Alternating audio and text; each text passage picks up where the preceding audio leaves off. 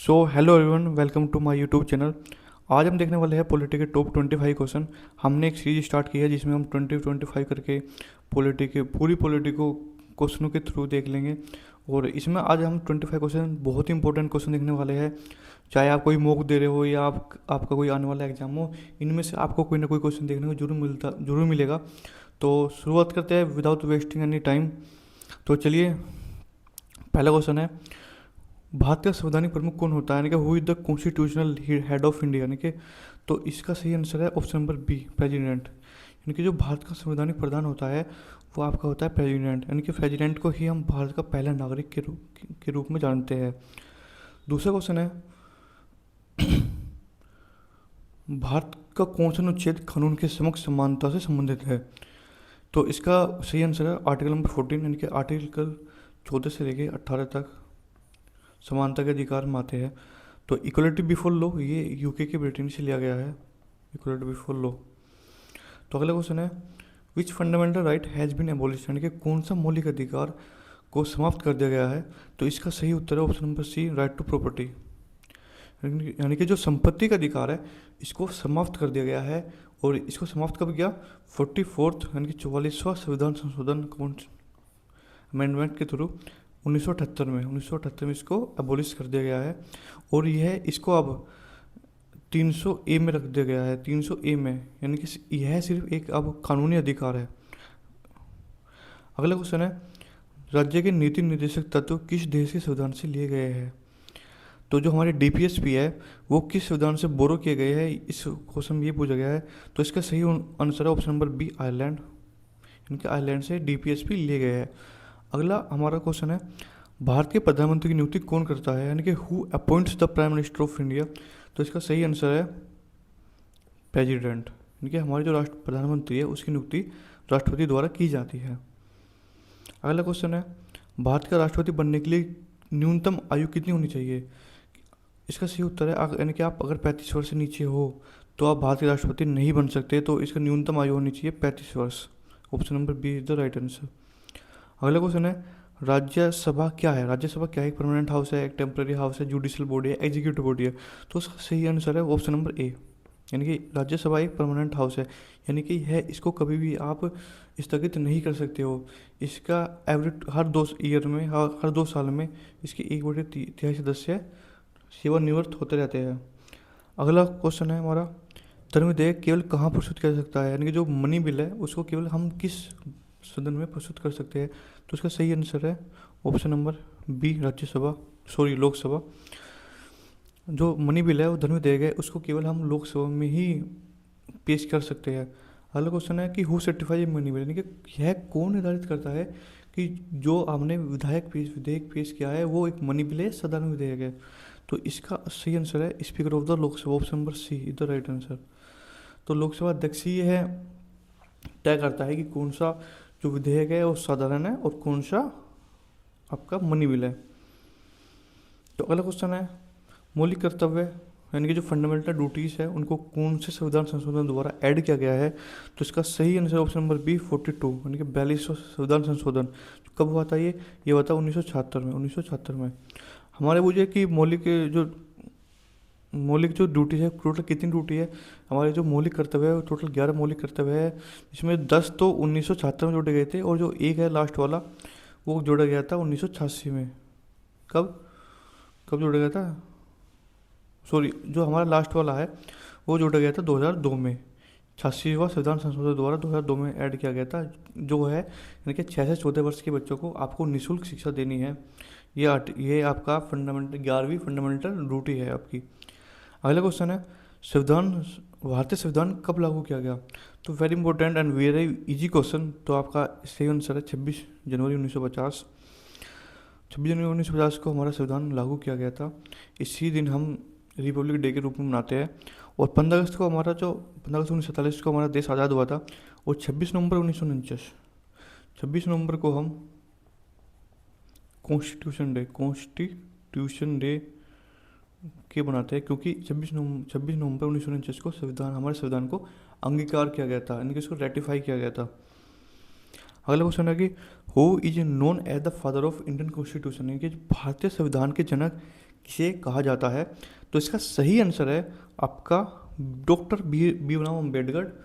और ये इन्होंने ही संविधान को के निर्माण में बहुत ही महत्वपूर्ण या अहम भूमिका निभाई थी, इसलिए इनको फादर ऑफ इंडियन कॉन्स्टिट्यूशन के रूप में जाना जाता है।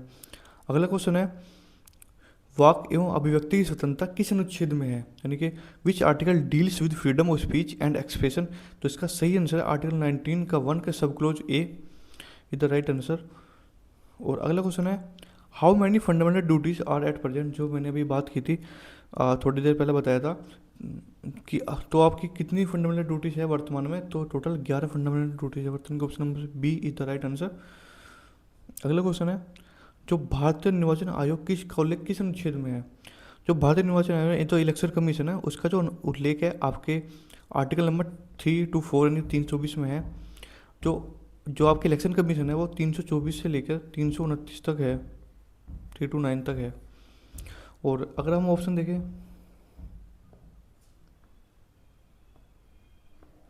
अगर हम देखें कि आर्टिकल 280 में क्या है, आर्टिकल 280 में है आपका आपका वित्त वित्त आयोग,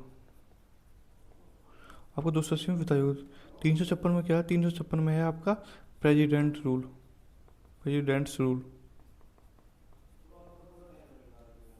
और आर्टिकल 326 ये आपका चुनाव आयोग, निर्वाचन आयोग से ही रिलेटेड है।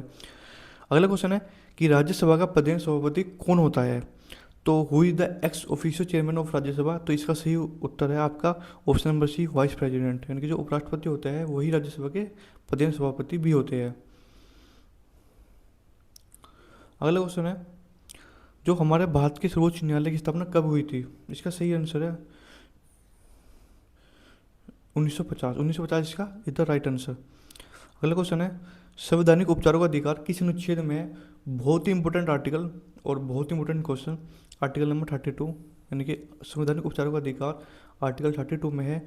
इस आर्टिकल को सोल ऑफ द कॉन्स्टिट्यूशन कहा था। इस आर्टिकल को सोल ऑफ द कॉन्स्टिट्यूशन कहा था। कमेंट में बताइए कि किस व्यक्ति ने इस आर्टिकल को सोल ऑफ द कॉन्स्टिट्यूशन कहा था। तो चलिए आगे बढ़ते हैं। भारत के राष्ट्रपति को शपथ कौन दिलाता है? यानी कि who administer the oath of the president of India? तो भारत के राष्ट्रपति को शपथ कौन दिलाता है? तो इसका सही answer option number C, CJI ने, चीफ जस्टिस ऑफ इंडिया दिलाते हैं। अगर ये सवाल पूछा जाए कि सीजेआई ने चीफ जस्टिस को शपथ कौन दिलाता है, तो ये उल्टा हो जाएगा, फिर इसका आंसर हो जाएगा राष्ट्रपति। अगला क्वेश्चन है हमारा, राष्ट्रपति राज्यसभा में कितने सदस्य को नामित कर सकता है? तो इसका सही उत्तर है ऑप्शन नंबर बी, यानी कि 12 को नामित कर सकता है राष्ट्रपति राज्यसभा में।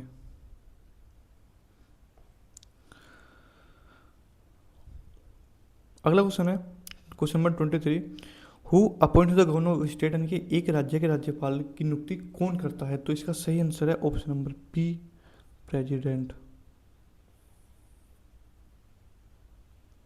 एक क्वेश्चन ये भी रह गया हमारा, ये सॉरी, क्वेश्चन नंबर 22,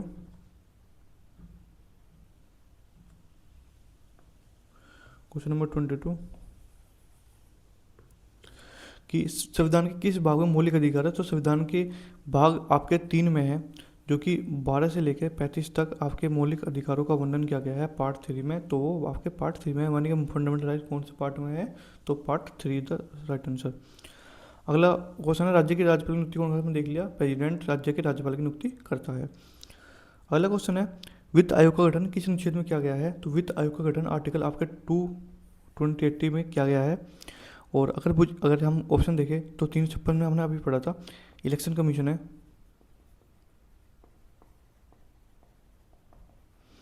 324 में इलेक्शन कमीशन है। 356 में प्रेसिडेंट रूल है। और आर्टिकल 368 में है आपका जो अमेंडमेंट्स होते हैं, अमेंडमेंट्स होते हैं, संविधान संशोधन होते हैं उसमें। हमारा आखिरी, last but note the list, हमारा आखिरी क्वेश्चन है कि मतदान की आयु 21 वर्ष से घटाकर 18 वर्ष किस संविधान संशोधन द्वारा की गई थी? तो इसका सही आंसर हो जाएगा ऑप्शन नंबर सी, यानी कि 61वां संविधान संशोधन द्वारा जो मतदान की आयु है वह 21 वर्ष से घटाकर 18 वर्ष की गई थी।